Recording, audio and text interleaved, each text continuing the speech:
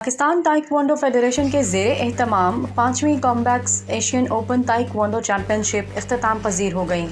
افغانستان نے 2 گولڈ اور 2 silver medals جیت کر 5ویں کامبیکس ایشین اوپن تائیکوانڈو چیمپئن شپ کا تاج اپنے سر پر سجا لیا۔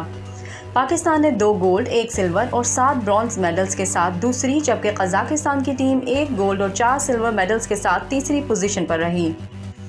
چیمپئن شپ کی خواتین ایونٹ میں قزاقستان نے 4 گولڈ اور 1 سلور اور 3 برونز میڈلز کے ساتھ پہلی، برطانیہ نے 1 گولڈ اور 2 سلور میڈلز کے ساتھ دوسری اور ایران نے 1 گولڈ اور 1 سلور میڈل کے ساتھ تیسری پوزیشن حاصل کی۔ چیمپئن شپ میں 20 ممالک کے کھلاڑیوں نے حصہ لیا۔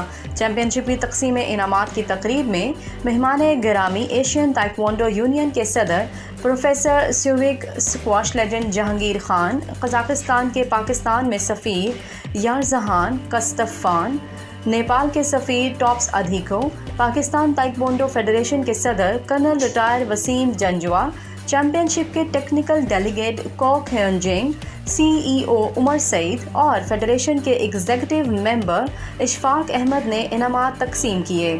اس موقع پر انٹرنیشنل ڈیلیگیٹس کا کہنا تھا، ایونٹ کے انعقاد سے پاکستان کا سافٹ امیج دنیا بھر میں جائے گا۔